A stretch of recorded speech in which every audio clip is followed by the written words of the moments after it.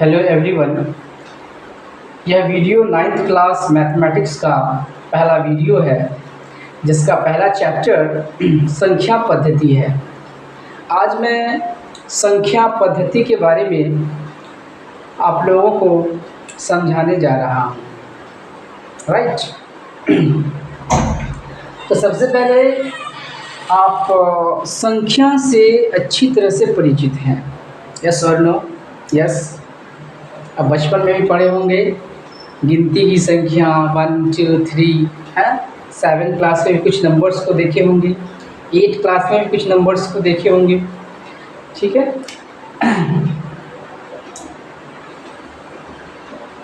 Suppose ये हमारे पास कुछ एरिया है। इस एरिया में सारे नंबर्स हैं। 1 है, 2 है, 3 है, 1/2 है, 0.5 है, √2 है, √3 है, √5 है, √7 है, √8, 10। ठीक है। -1, -1/2, 0। ठीक है। 1/√2, 10, 11, 100। ये सारे नंबर्स को आप देखे होंगे। ठीक है। आज का ये विषय है कि इन नंबर्स को इसके परिभाषा के आधार पर क्लासिफाई करना। ठीक है। इन नंबर्स को किस तरह से हम क्लासिफाई करेंगे इसके परिभाषा के आधार पर, यही इस चैप्टर का क्या है, उद्देश्य है। तो सबसे पहले नंबर्स का, संख्याओं की मैं परिभाषा को पहले मैं बताऊंगा। ठीक है। कि जैसे प्राकृतिक संख्या किसे कहते हैं, ठीक है, पूर्ण संख्या किसे कहते हैं, पूर्णांक संख्या किसे कहते हैं, दशमलव संख्या किसे कहते हैं, सम संख्या, विषम संख्या, भाज्य संख्या, अभाज्य संख्या किसे कहते हैं। तो सारे नंबर्स के डेफिनेशन को समझने होंगे। उसके बाद हम आसानी से कह सकते हैं कि एक इस प्रकार की संख्या है, 1/2 इस प्रकार की संख्या है, 0.5 इस प्रकार की संख्या है। ठीक है। लेट अस गो। अब हम लोग चलते हैं। सबसे पहले आप अच्छे से ध्यान से समझिएगा इसके डेफिनेशन को, परिभाषा को। ठीक है। सबसे पहले मैं आपको एक बात बता दूं कि जितनी भी संख्याएं हैं, ठीक है, ये सारे संख्याएं कौन सी संख्याएं होंगी? वास्तविक संख्या। ठीक है। तो सबसे पहले मैं लिखूंगा वास्तविक संख्या। जो मैंने एक सर्कल बनाया था वो सारी संख्याएं क्या थी? वास्तविक संख्या। वास्तविक संख्या। ठीक है। वास्तविक संख्या को हमने कुछ संख्या को अलग किया उसी सर्कल से। वास्तविक संख्या को हमने 2 पार्ट में डिवाइड कर दिया। 2 पार्ट में हमने क्या कर दिया? इसे विभक्त कर दिया। ठीक है। एक पार्ट को हमने कहा परिमेय संख्या, परिमेय संख्या, और दूसरे पार्ट को हमने कहा अपरिमेय संख्या। अब देखिए कि परिमेय संख्या किसे कहेंगे और अपरिमेय संख्या किसे कहा जाएगा। तो इसकी परिभाषा होगी तभी तो आप उसको क्लासिफाई कर पाएंगे। तो परिमेय संख्या की परिभाषा होगी वह संख्या, वह, ये भी तो वास्तविक संख्या ही होंगी, वह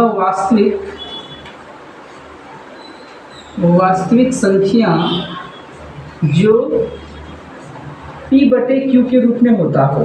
P/Q के रूप में होता है। ठीक है। जो P किसके फॉर्म में होती है? P/Q के रूप में होती है। ऐसी संख्या को क्या कहा जाता है? ऐसी संख्या को अपरिमेय संख्या कहा जाता है। ऐसी संख्या को क्या कहा जाता है? परिमेय संख्या कहा जाता है। कहा जाता है, जहाँ q का मान कभी भी 0 नहीं हो सकता है, जहाँ पर q का मान कभी भी 0 नहीं हो सकती है। और परिमेय संख्या किसे कहते हैं? और परिमेय संख्या वह वास्तविक संख्या है, वह वास्तविक संख्या है जिसे p/q के रूप में नहीं लिख सकते हैं, के रूप में नहीं लिख सकते हैं। ठीक है। उदाहरण के तौर पर √2 जो रूट के अंदर होते हैं, √3, √5, √7 etc. इस तरह के सारे नंबर्स को क्या कहा जाता है? अपरिमेय संख्या। इवन कि पाई को भी क्या कहते हैं? अपरिमेय संख्या, जिसका मान होता है 3.14 ई को भी क्या कहा जाता है? अपरिमेय संख्या, जिसका वैल्यू होता है, इसका मान क्या होती है? इसकी मान होती है 2.17।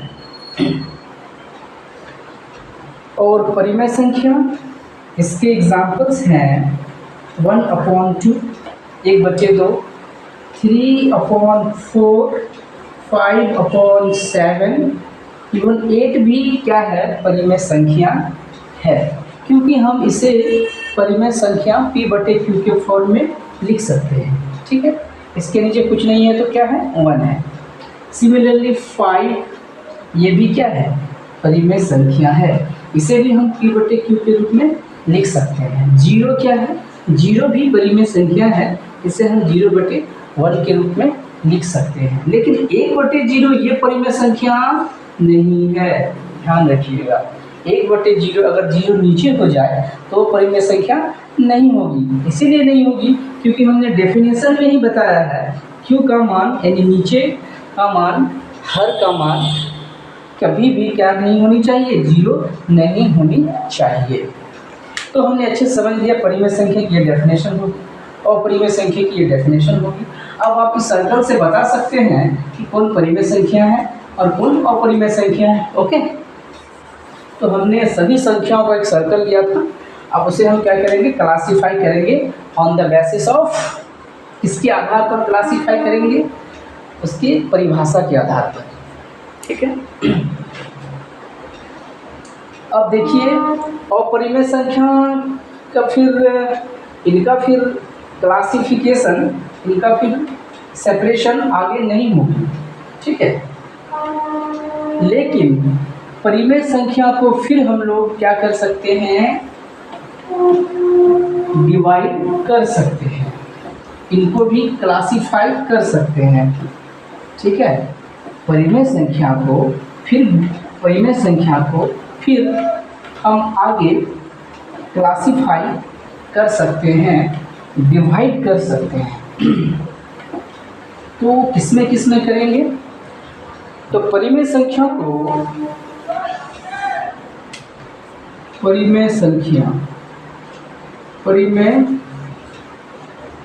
को फिर हम 2 पार्ट में डिवाइड करेंगे। एक पूर्णांक संख्या,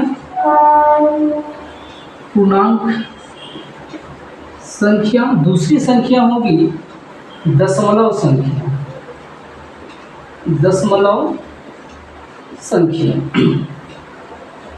ठीक है। दशमलव मैंने शॉर्ट में लिखा है, दशमलव संख्या। इसकी भी डेफिनेशन होनी चाहिए कि पूर्णांक संख्या किसे कहेंगे, इसकी परिभाषा क्या होनी चाहिए। इसकी परिभाषा है 0, ठीक है, +-1, +-2, +-3 और +-4। इस प्रकार की संख्या को, ठीक है, इस प्रकार की संख्या को, ये संख्या को क्या कहते हैं? पूर्णांक संख्या कहते हैं। पूर्णांक संख्या कहते हैं। ठीक है। दशमलव संख्या किसे कहते हैं? दशमलव संख्या कहते हैं कि वह संख्या जो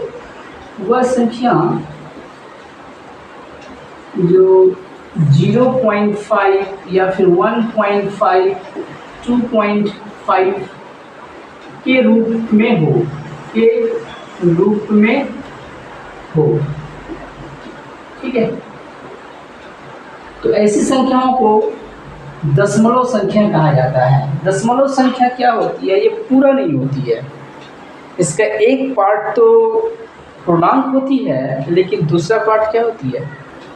पूरा नहीं होती। जैसे 1.5 में 1 तो कंप्लीट है, लेकिन 0.5 इज नॉट कंप्लीट। 0.5 कंप्लीट नहीं है। 2 तो कंप्लीट है, लेकिन 0.5 आधा है, तो दूसरा पार्ट क्या हो जाता है? आधा, लेकिन यहाँ पर ये कंप्लीट। तो इस तरह के संख्या को हम कहेंगे दशमलव संख्या। ये भी दो तरह की होती है,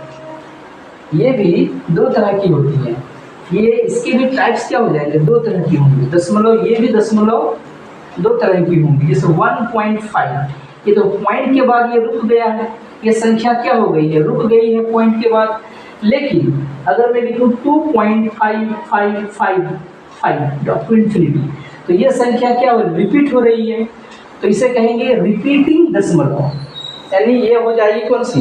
ये संख्या होगी पुनरावृत्ति दशमलव संख्या, ठीक है। और ये हो जाएंगे शांत दशमलव, ये हो जाएंगी अशांत दशमलव संख्या, और ये शांत दशमलव संख्या।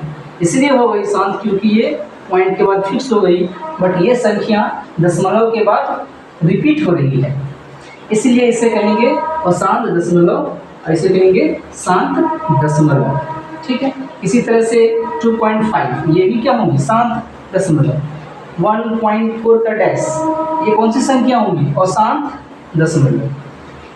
1.23 अप टू इन्फिनिटी, इसे क्या कहेंगे? अशांत दशमलव, ठीक है। ये होगी पूर्णांक संख्या।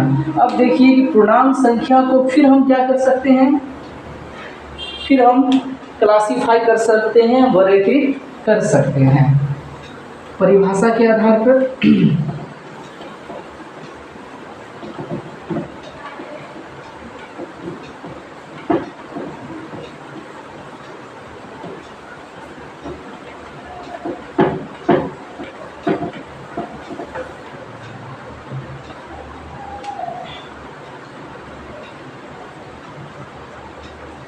पूर्णांक संख्या, पूर्णांक संख्या को हम अभाज्य संख्या,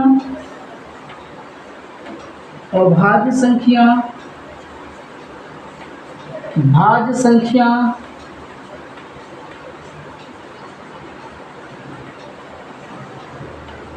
सम संख्या, विषम संख्या,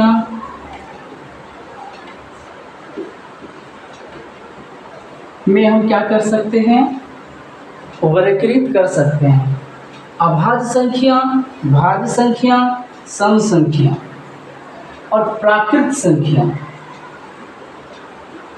प्राकृतिक संख्या, इसमें भी हम इसे क्या कर सकते हैं? विभाजित कर सकते हैं। पूर्ण संख्या में भी इसे हम क्या कर सकते हैं? विभाजित कर सकते हैं। पूर्ण संख्या, सभी की परिभाषा को समझते हैं। पूर्ण संख्या वह संख्या जो 0 से स्टार्ट होती है, 0 से स्टार्ट होती है। गिनती की संख्या में अगर हम 0 को सम्मिलित करते हैं तो ऐसी संख्याओं के समूह को पूर्ण संख्या कहा जाता है।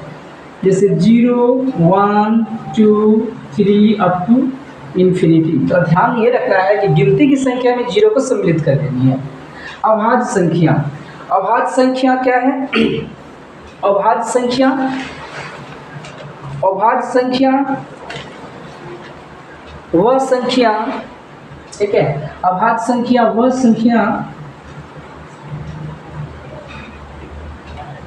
वह संख्या जो 1 से एक से और जो एक से और केवल अपने आप से विभाजित होती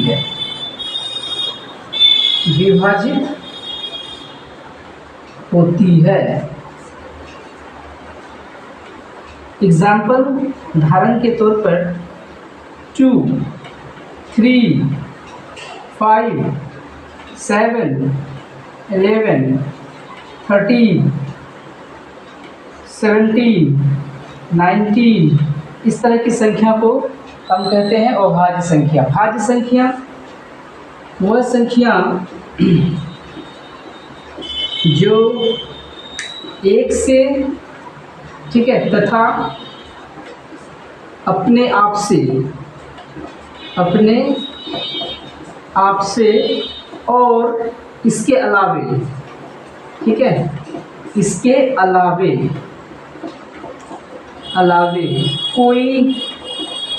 कोई तीसरी संख्या से भाज्य होती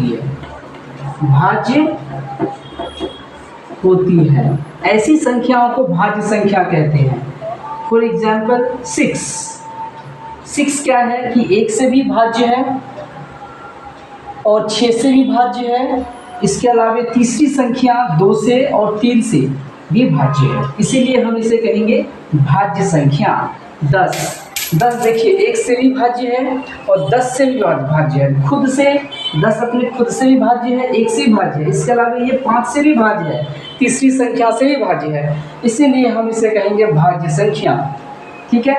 इसी तरह से 12 भी 1 से भाज्य है, 12 से भी भाज्य है और इसके अलावा 3 से भी भाज्य है, 4 से भी भाज्य है, इसीलिए इसे कहेंगे भाज्य संख्या। अभाज्य संख्या में सिर्फ 1 से और खुद से भाज्य होती हैं, जैसे 2, 3, 5, 7, 11, 13, 17, 19। ओके। सम संख्या वह संख्या जो 2 से भाज्य होती है, 2 से भाज्य होती है। एग्जाम्पल 2, 4, 6, 8, 10, 2 जोड़ते चलेंगे 12, 14, 16, 18 डॉट डॉट।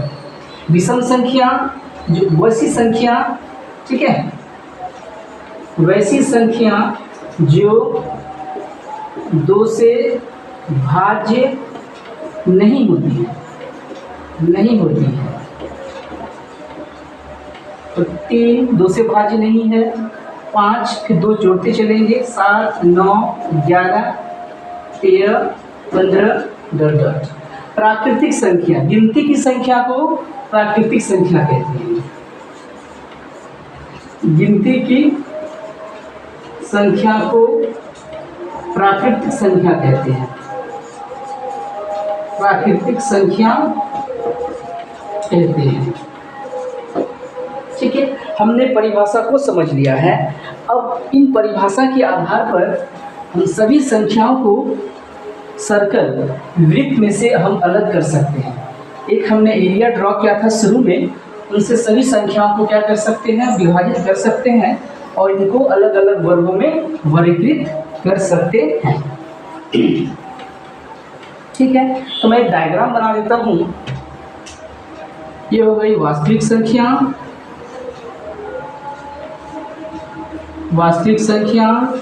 ये हो गई परिमेय संख्या, ये हो गई अपरिमेय संख्या, फिर परिमेय संख्या के 2 प्रकार, पूर्णांक संख्या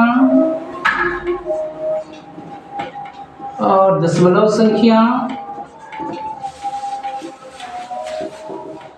पूर्णांक संख्या के भी प्रकार,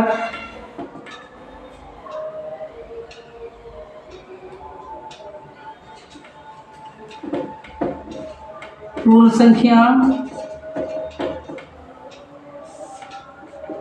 सम संख्या, विषम संख्या, भाज्य संख्या, अभाज्य संख्या,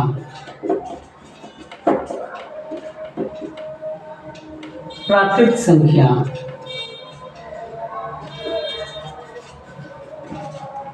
ठीक है।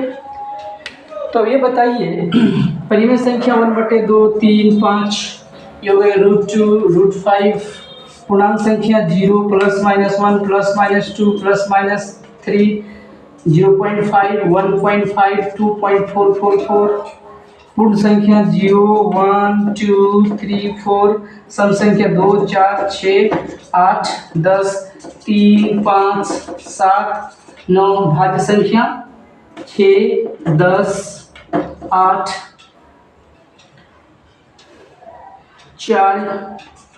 4, अभाज्य संख्या 2, 3, 5, 7, प्राकृतिक संख्या 1, 2, 3, 4, 5। अब ध्यान रखिए कि सम संख्या, पहला सम संख्या 2, पहला विषम संख्या 3, फर्स्ट भाज्य संख्या 4, प्रथम भाज्य संख्या क्या होगी 4, प्रथम अभाज्य संख्या 2, ठीक है, ये होंगी। पूर्ण संख्या 0 से स्टार्ट होती है, प्राकृतिक संख्या 1 से स्टार्ट होती है। काउंटिंग, गिनती की संख्या को प्राकृतिक संख्या कहते हैं। अब एक बात ध्यान से समझेंगे, ये वास्तविक संख्या है, ये वास्तविक संख्या से निकली संख्या है। तो अब ये बताइए क्या पूर्ण संख्या को हम पूर्णांक संख्या कह सकते हैं? हाँ, कह सकते हैं, क्योंकि सारे पूर्ण संख्या पूर्णांक संख्या में भी है, ठीक है। क्या सम संख्या को पूर्णांक संख्या कह सकते हैं? हाँ, कह सकते हैं, क्योंकि सम संख्या, सारे सम संख्या, सभी सम संख्या आपको पूर्णांक संख्या में मिल जाएंगी। लेकिन सभी पूर्णांक संख्या को हम सम संख्या नहीं कह सकते हैं। क्यों नहीं कह सकते हैं? इसीलिए नहीं कह सकते हैं क्योंकि 1 पूर्णांक संख्या है लेकिन सम संख्या नहीं है। क्या सभी विषम संख्या को हम पूर्णांक संख्या कह सकते हैं? हाँ, कह सकते हैं। सभी विषम संख्या को पूर्णांक संख्या कह सकते हैं, लेकिन सभी पूर्णांक संख्या को विषम संख्या नहीं कह सकते हैं। सभी भाज्य संख्या को पूर्णांक संख्या कह सकते हैं, लेकिन अब सभी पूर्णांक संख्या को भाज्य संख्या नहीं कह सकते हैं। इसीलिए नहीं कह सकते हैं कि 2 एक पूर्णांक संख्या है लेकिन 2 भाज्य संख्या नहीं है। अभाज्य संख्या, सभी अभाज्य संख्या को पूर्णांक संख्या कह सकते हैं, लेकिन सभी पूर्णांक संख्या को अभाज्य संख्या नहीं कह सकते हैं, ठीक है। सभी प्राकृतिक संख्या को हम पूर्णांक संख्या कह सकते हैं, लेकिन सभी पूर्णांक संख्या को प्राकृतिक संख्या नहीं कह सकते, क्योंकि जैसे देखिए 0 पूर्णांक संख्या है लेकिन प्राकृतिक संख्या नहीं है। -1 पूर्णांक संख्या है लेकिन प्राकृतिक संख्या नहीं है। क्या हम 2 को परिमेय संख्या कह सकते हैं? हाँ, कह सकते हैं। देखिए कैसे, 2 पूर्णांक संख्या है और सभी परिमेय संख्या, सभी पूर्णांक संख्या को परिमेय संख्या कह सकते हैं, तो 2 को भी हम परिमेय संख्या कह सकते हैं। लेकिन सभी परिमेय संख्या को हम सम संख्या नहीं कह सकते या पूर्णांक संख्या नहीं कह सकते। जैसे 3/5 एक परिमेय संख्या है लेकिन पूर्णांक संख्या नहीं है, ठीक है। बात को समझिए, पूर्णांक संख्या को हम परिमेय संख्या कह सकते हैं, लेकिन सभी परिमेय संख्या को हम पूर्णांक संख्या नहीं कह सकते हैं। लेकिन सभी पूर्णांक संख्या को हम परिमेय संख्या कह सकते हैं। सभी विषम संख्या को हम पूर्णांक संख्या कह सकते हैं, सभी पूर्णांक संख्या को हम परिमेय संख्या कह सकते हैं, लेकिन सभी परिमेय संख्या को हम पूर्णांक संख्या नहीं कह सकते, सभी पूर्णांक संख्या को हम विषम संख्या नहीं कह सकते। इस बात को आप समझिएगा। क्या सभी अपरिमेय संख्या को वास्तविक संख्या कह सकते हैं? यस, सभी अपरिमेय संख्या को वास्तविक संख्या कह सकते हैं, लेकिन सभी वास्तविक संख्या को हम अपरिमेय संख्या नहीं कह सकते हैं। दो क्या है? 2 एक वास्तविक संख्या तो है लेकिन ये अपरिमेय नहीं है, इसलिए हम सभी अपरिमेय संख्या को तो वास्तविक संख्या कहेंगे, लेकिन सभी वास्तविक संख्या को अपरिमेय संख्या नहीं कहेंगे। That's all.